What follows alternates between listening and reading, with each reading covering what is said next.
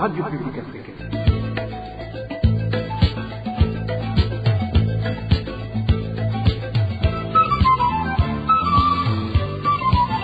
Radio Publique Africaine.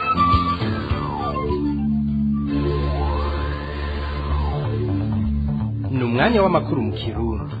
Mukaba muyashyikirizwa na David Claude Mbananayo.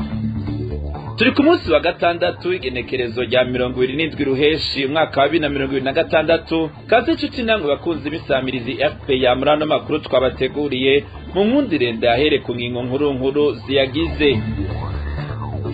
Kuri wa gatanu igenekerezo rya 26 ruheshi niho radio Rondera FM ikorera ku mutumba wa Gahwazi komine Ngozi yugururwa icese. Ni mu gihe abatari bake bafise impungenge kw'iyo radio ishobora kubiba amacakubiri afatiye ku moko wumvirije ibiganiro ishikiriza. Ukuri kucatumye haduka umuriro mw'isoko y'imbaho yo kwijabe muri komine Mukaza intara ya Bujumbura nikuramenyekana gushika uyu munsi, uretse abantu bane bamaze guhagarikwa bagirizwa kugira uruhara muri uwo muriro wasize abadandaza mu kangaratete. Ubwoba ni bwinshi mu Barundi batindaro mu gisagara ca Durban mu ntara ya KwaZulu Natal mu gihugu ca Afrika y'Epfo, aho kuva kuri uyu wa 26 ruheshi batemerewe gusohoka mu mazu yabo kugutinya ko bashobora kugirirwa nabi n'imvukira zo muri ico gihugu. Nariko nca ku masonga mu kanya nido ryano makuru sangwa ikaze.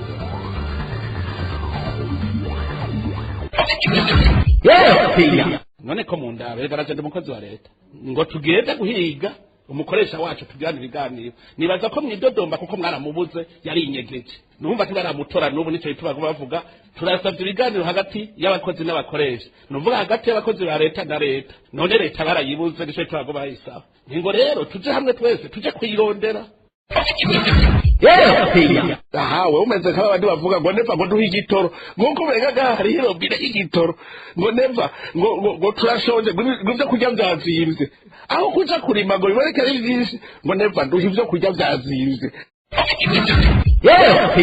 Iyi myaka 6 mbere nobabwira mbere ko ataco ndakora kuko nariko ndiga narose diplome rero. None wewe waremewe iki? Wotwereka we kumira kufise icaze kwindura kuri iyi ege cyo tuzopfa. None barakizokubaza ati wewe none kwisi vuga kantu kamwe konyene wahinduye aka kabu senzo vuga nti ejo nari ntabyo nari gushobora kurya n'ubu ndabisituye basigaye bariri ngere tazosabo ngeze ndobo basigaye bariri. Ndasubiye kubaramutsa narimeje kwibabwira mu ntango zano makuru. Radio Rondera FM yaruguruwe icese kuri uyu wa gatanu igenekerezo rya 26 ruheshi uyu mwaka. Buramatari w'intara ya Butanyerera Victor Segasago ari kumwe n'icegera c'urongo inama nkenguzamateka n'umunyamabanga nshingwabikorwa muri CNC bakaba aribo bategetsi bateye iteka ivyo birori vyabereye ku mutumba Gahwazi zone Buhiga komine Ngozi ayo radio ikorera. Inkuru twateguriwe na Desire Hatungimana. Iyo radio Rondera FM yuguruwe icese kuri no wa gatanu ni radio igiye gukora mu Kirundi gusa, ikazoshimikira ku makuru ajanye na kahise naho nibindi bisata bitazosigara inyuma nk'uko urongoye iyo radio Tadenziga Masabo yabimenyesheje. Atakahise kagiye kuja ahabona abarundi bamenye kahise kabo, ibyabaye bimenyekane bifashe gutegura kazoza. Mu majambo yashikirijwe n'uwarongoye iyo radio vyari bigoye kumenya ko ari radio yuguruwe canke ari umugambwe wa politiki uvutse. Mu ijambo ryiwe yavuze ati ndugure twamugina basogokuru bacu barishwe barahona nk'intama z'imbarwa, natwe twaranse kwicwa nk'intama twiyemeje kuba intare ntisotorana yivuna uyisotoye ndugaye twamugina. Uwanziga Masabo Tade ntatinya kwita abarundi bamwe abansi b'igihugu afatiye ku vyabaye mu mwaka 2015. Ati abo bansi basanze nyene imbugita yarayifashe ikirindi ngo nico gituma abarundi borema. Yarashimiye rero cane leta ya CNDD-FDD n'abandi barundi bose bafashije kugira iyo radio ivuke, akabasaba kubandanya bayishigikira. Buramatari w'intara ya Butanyerera Segasago Victor yamenyesheje ko iradiyo ziba zifise akamaro kenshi mu gihugu, akizera ko niyo radio izokorera Ingozi izofasha byinshi mu mibano y'igihugu n'iterambere rirama mu kumenya kahise ari nako gategura kazoza. bamwe mu banyagihugu bahingozi bakurikiranye ibirori byo kugurura iyo radio babwiye RPA ko bafise amakenga ku iyo radio igiye kwigisha amacakubiri urwaruka yibaza ngo iriko yigisha kahise k'igihugu ikabibugwanka mu rwaruka aho kubigisha kubana nk'abavukana. Keretse rero buramatari wa Butanyerera hari abandi bategetsi bari bitabiriye ivyo birori harimo icegera c'urongoye inama nkenguzamateka Ngendanganya Generose, abashinga amateka, umunyamabanga nshingwabikorwa w'ikigo c'igihugu kijejwe kugenzura uko ibimenyesha makuru bikora sense n'uwaserukiye ishirahamwe ry'amaradiyo asamiranira Burundi ABR. Arakoze Desire Hatungimana. Ano makuru tuyabandanize mu gisata c'agateka kazina muntu. Umuhariteka uharanira iyubahirizwa ry'agateka kazina muntu mu Burundi urarazwa ishinga niyongerekana ry'umurindi w'isinzikazwa ry'ubuzima bwakirimwa muntu mu busho hamwe n'amabohero yo mu Burundi, aho mbere ibitigiri vy'abafungwa vyiyongereye ku bice birenga 30% mu kiringo c'umwaka umwe gusa. Mwitangazo ryasowe kuri uyu wa 26 ruheshi, aho hari haramutse hahimbazwa munsi mpuzamakungu wahariwe gushigikira abakorewe amabi ajanye no kuborezwa igufa, bimwe mu vyo rigiteka isaba harimo ko abafungwa bahejeje ibihano vyabo borekugwa no gukorera hamwe hagati ya leta n'amashirahamwe aharanira agateka kazina muntu. Emmanuel Niyunge ko yaciye irya nino ibi muri iryo tangazo, atubwire bikuru bikuru birigize. Ikubagurwa ryaba iryo ku rukoba canke riciye mu majambo riguma rikorwa ndetse rikaniyongera risa n'iryabaye umugenzo mu busho n'amabohero vyo mu Burundi, aho ibitigiri vy'abanyororo vyiyongereye ku rugero rw'ibice 30% mu kiringo c'umwaka umwe gusa. Mwitangazo ryo kuri wa 26 ruheshi umwaka wa 2026, aho hari haramutse hahimbazwa umunsi mpuzamakungu wahariwe gufata mu mugongo abakorewe amabi ajanye no kuborezwa igufa, umuhari iteka uvuga ko ibiharuro wegeranije vyerekeye abasinzikarijwe ubuzima ku mugaragaro gusa, ariko ugasigura ko ufise amakuru y'abantu bakorewe ayo mabi nyene mu busho bw'igipolisi hamwe n'ubw'iperereza, bamwe muri bo bagakuraho basezera isi. Muri iryo tangazo rigiteka yerekana ko mu kiringo co kuva mu kwezi kwa ruheshi umwaka wa 2025 gushika muri Rusama uyu mwaka wa 2026, igitigiri c'abanyororo cavuye ku 11,368 kija ku 12,980. No kuvuga ko ico gitigiri cavuye ku bice 264 kwijana kija ku bice 302 kwijana. Uburorero butangwa n'umuhari iteka bwerekeye ibohero rya Muramvya rifise ubushobozi bwo kwakira abantu 100, ariko ico gitigiri cigwije ko inshuro zirenga 7. Muri kino gihe iryo bohero rya Muramvya ribarizwamwo abafungwa 791. Ibohero ry'intara ya Gitega ryari rifise ububasha bwo kwakira abanyororo 400. Ico giharuro caduze inshuro zitatu, ubu ririmwo abafungwa 1,200. Ibohero rya Rumonge aho benshi bita ku Murembwe hariyo abanyororo 1,384 mu gihe ritategerezwa kurenza 800. Ibohero rikuru rya Mpimba ryari rifise ubushobozi bwo kwakira abantu 800, ariko uyu munsi rifise abafungwa 3,855. Rigiteka higasigura ko uko gucucagirana kw'abafungwa gutuma babaho mu buryo butabereye kiremwa muntu, nk'ibura ry'ibifungurwa riguma ryibonekeza, kutaronswa uburenganzira bwo kwivuza, abagize amahirwe yo kubuhabwa nabo bagakurwa mu bitaro canke mu mavuriro bagasubizwa mu mabohero igikubikubi batarakira. Kuri ivyo umuhari iteka usaba umukuru w'igihugu gukurikirana neza ko abanyororo bose bahejeje ibihano barekuwe.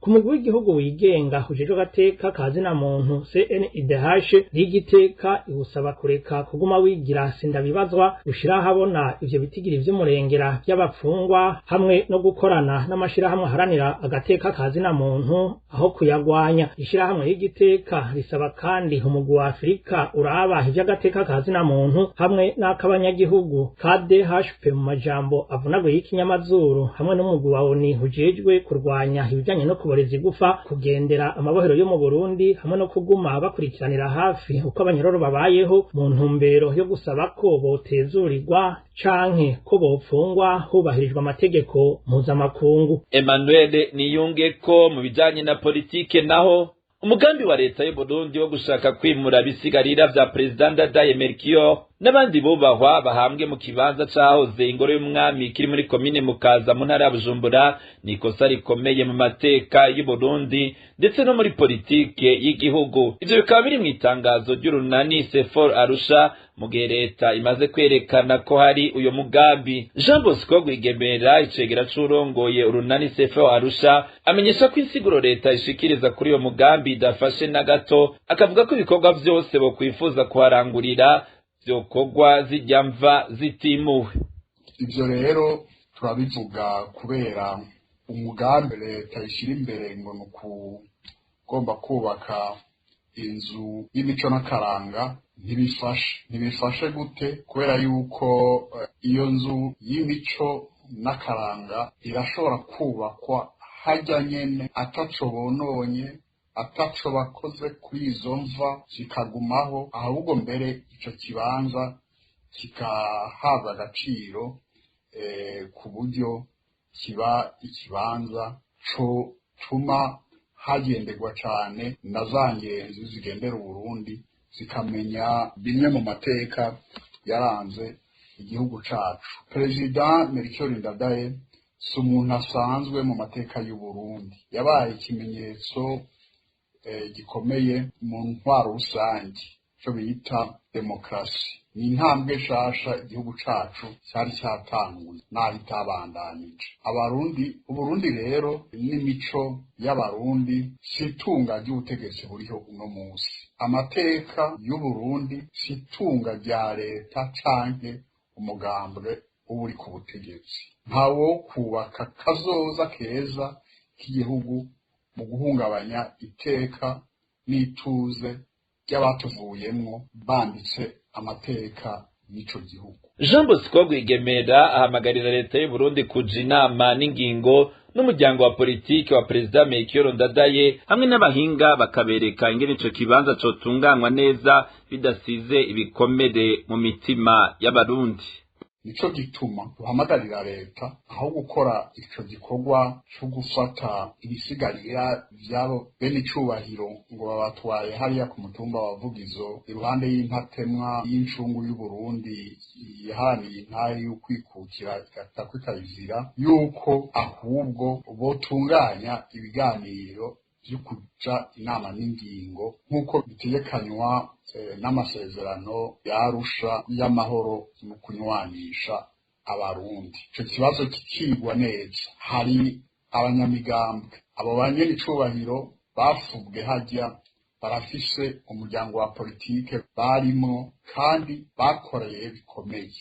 Hari abajejwe agateka kazina muntu, hari abahinga batandukanye, abo bose barafise ijambo n'impanuro botanga kuri ico kibazo hanyuma kikagenda neza. Ariko ndashimitse gose ku bwa Sefor Arusha turabona yuko gufata ibisigarira, gufata izo mva bakazisambura biratandukanye n'imico y'abarundi, kandi ntateka bihiyo leta, ntateka bihubwo butegetsi, mbere bishobora gusiga ibikomere mu bantu benshi, mu barundi benshi. Si vyiza rero nibaheba uwo mugambi canke babaza abandi canke bakora ibikenewe vyose bagomba gukora uwo mugambi wo kubaka, bubake hajya nyene ariko batakuyeho izo mva. Jean Bosco Rwigemera ni icegera c'urongoye urunani Sefor Arusha. Inyuma y'akaruhuko gato turabandanya n'ano makuru. Nari nabibabwiye mu ntango z'ano makuru, igifungu kiracari cinshi ku bijanye n'icoba cateje umuriro mw'isoko y'imbaho yo kwijabe mu gisagara ca Bujumbura. Gushika ubu uretse ko hari abantu bagera kuri 4 bafunzwe bazira gukekwa ko ari bo bari mu vyateje uwo muriro wononye ibitari bike, nta kindi kintu na kimwe kiramenyekana. Walter Kwizera mw'idonido. Kuva mu ijoro ryo kwa 21 rishirwa 22 ruheshi, isoko ry'imbaho ryo mwijabe muri zone bwiza ritokombejwe n'umuriro. Gushika uyu munsi nta cyateje uwo muriro kirashirwa habona. Amakuru RPI kura mu begereye iryo soko yemeza ko abantu ba mbere bagirijwe uwo muriro bo barabanyezamu bacunga iryo soko ry'imbaho, ariko kuva bagifatwa bo bavuga ko ahubwo nyabuna ari abantu babiri batashoboye kumenya bo bararituriye babanje kubasamaza, nk'uko uyu umunyagihugu avyigana. Kuvuga yuko hakiri mu gipfumu cyinshi kandi bidasobanutse. Kuvuga yuko aho bahaturiwe n'abazamu kumugabo bariko barumutabi oroke sivyo abazamu bavuga ati twebwe ntatabi wanyoye ku buryo yaho twoturira isuku nk'imbaho gusa abantu baje barasororera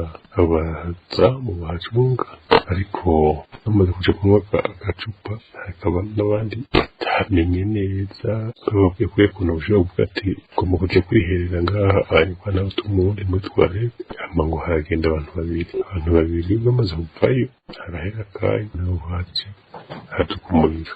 Uyu muriro rero niwo havuye n'inkorereze. Iruhande y'ivyo mu nyuma abanyezamu bagera kuri 4 bahavuye bafatwa batabwa muri yompi. Naho biruko bene kuburira ibintu vyabo muri iryo soko bo babona ko naho abo banyezamu aribo bafunzwe bitumvikana ingene abanyezamu bakoreye muri iryo soko imyaka irenga 10 aribo bokora iryo bara. Nande busharero ongera amatohoza nakuvuga yuko abazamu bafatwa barafungwa. Iyo abashifu babo ababosi babo bacumiye bati imyaka irenga 10 sinibaza yuko ibaye bazituriye tumavuganye kandi nawe bahamugaburira. Kugeza uyu munsi uretse abo bazamu bagifunzwe bagirizwa ivyo nabo ubwabo badatahura nta matohoza abajejwe intwaro muri zone byiza barashira habona kucoba cyateje by'ukuri uwo muriro. Tubibutse ko umuriro waturiye isoko ry'imbaho ryo mwijabe wahitanye ibitari bike harimo imiduga amamashini ahingura imbaho inyubako zigera kuri 2 z'amasengero amashure n'ibindi bikoresho bitandukanye byari vyegereye aho iryo soko riri. Warte kwizera tuvaho ku isoko ya Jabe dusimbire mu isoko nkuru ya zone Kanyosha muri komine Mugere mu ntara ya Bujumbura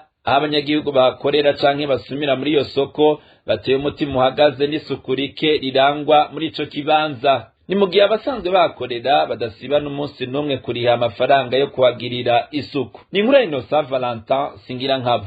Bamwe mu bakorera mu isoko nkuru ya Kanyosha baganiriye na RPA bamenyesha yuko atagikozwe vuba na bwango isukurike rirangwa ku iyo soko rigiye kubakwegera indwara ziturutse ku isukurike. Uyu numwe mu bahakorera avuga ko iyo abakozi bagize isuku baca bagenda bagashira iyo micafu ahantu bayiteguriye. Akavuga kandi ko iyo micafu ihamara iminsi myinshi bigaca bihaborera aho umunuko ari wo wakira abagana iyo soko. Isoko barakubura baje gukubura bakaca bagenda bakaristoka ahantu hariho inzu baheze barunda mw'iryo yarara baraheza bakarirunda rikaboreraho bimaze kubora rero niho bica bitangura gutera ingorane abadandariza iruhande y'aho hantu. Ikibabaza kandi kigatangaza abo bakorera muri iyo soko ya Kanyosha nuko atamusi n'umwe basiba kuriha amafaranga 1000 ku muntu wese akorera muri iyo soko agenewe kugira isuku. Uyu munyagihugu nyene amenyesha yuko abakorera hafi yaho bati bicafu basigaye bakora bifunza amazuru kubera umunuko. Buri muntu wese mu soko ya Kanyosha abwirizwa gutanga amafaranga 1000 iminsi yose bivuga ko ari amafaranga y'isuku. Mu gihe iryo yarara ridakurwaho iminsi yose ugereranije igitigiri cy'abantu bari mu soko ya Kanyosha hanyuma ugaturaba n'ingene iryo yarara ryuzura rigaheba rigaseseka inyuma y'umuryango ahantu bateguye naho kurunda iryo yarara ni ibintu biteye isoni aho abantu ndetse badandariza iruhande yaho badandaza bafunze amazuru. Abo banyagihugu basaba abarongoye iyo soko n'abashinzwe isuku muri komine Kanyosha gutorera umuti ikibazo c'isuku indwara ziturutse ku isuku rike zitarabinjirira. Uruganda rwa Radio RPA rwarondeye abarongoye iyo soko cyo kimwe na mustaneri wa komine Mugere kugira tubabaze ico bagiye gufasha abo banyagihugu bidoga ariko twabakenye. Arakoze Innocent Valentin singira nkabo. Abarundi bahungiye mu gisagara ca Durban mu ntara ya KwaZulu Natal mu gihugu ca Afrika y'Epfo babuze ayo bacira nayo bamira aho kuva kwigenekerezo rya 26 ruheshi uyu mwaka atawemerewe gucaruka ngo ave mu nzu. Ivyo bikaba bibaye inyuma yaho babwiwe n'imvukira zaho kuba bavuye muri ico gihugu imbere yo kwa 30 ruheshi uyu mwaka. Basaba ishyirahamwe mpuzamakungu ryitaye impunzi kw'isi HCR kugira ico ikoze kugira bakingigwe. Kurikira umwe muri bo yavuganye na Radio RPA. Ibihe turimwo ni ibihe bimeze nabi cyane, no kuvuga abo dufashije kudukingira nibo bariko baratwirukana twebwe dusanzwe dufite ibyangombwa biduha uburenganzira bwo kuba muri iki gihugu n'umunsi pamenti naho tuzibereka bavuga ati nimutahe nta pamenti dukeneye nimutahe muve mu gihugu cacu hejuru y'ibyo twahunze igihugu dufite ibyo twagirizwa mu Burundi twahunze twagirizwa ko twagumutse muri twajene manda bishangaha n'imisambo yacu n'ivyivuga ni ingorane dufise ntituzi neza ngere bigiye kugenda kubera bavuga yuko itariki 26 ubu bazobona mw'ibarabara ubu bazobona hanze ari gukubita ntituzi ukuntu tugiye kubaho no muri izo nzu ntituzi ko baza kutwicira muri izo nzu abenegihugu abapolisi bari ngaho nta na kimwe bavuga sekiriti biri ngaho nta na kimwe ivuga umuntu baragukubita ntagire n'umwe gutabara ivyo bishitse mu gihe n'amatariki yo guhembwa atari bwagere atanga twari dufise no muri frigo ata kintu na kimwe twari dufise no mu nzu none turasavye amashyirahamwe yigenga turasavye oni turasavye uniyo africaine turasavye haseri dukurikiranire iki kibazo kuko turiko turazira ubusa ibyangombwa baduhaye byo kuba ngaha biraturekurira uburenganzira bwo kubaho abo kwiga canke ugukora mugabo n'umunsi avuga ati tubifite tureke tuteza gutaha ntituri butahe mu Burundi ntituri bugende mu bihugu bibanyi ngaha muri iki gihugu turabuze iyo dukirana yatumira nawe turasavye nimba ari haseri ishyire mu kuboko irabe ukuntu dushobora kubaho muri ubu buzima bugoye kuko ntidufise icefu ncaruguru ntidufise ibyo turya ntidufise ukuntu dusohoka ntidushobora kugenda no ku mabutike biratugoye nimudufashe hanyuma kugira ngo umuntu wese yoba ari nk'umukimbizi muri iki gihugu akingirwe. Amakuru ya radio RPA yo kuri wa 27 ruheshi umwaka wa 2026 aha niho aciye agarukira. Shimire mwebwe mwese mwafashe umwanya wo kudutega yompi, shimire n'abagenzanje batorokanije hamwe n'abahinga b'ivyuma batumye amatwi abashikira iwanyu na gahwane.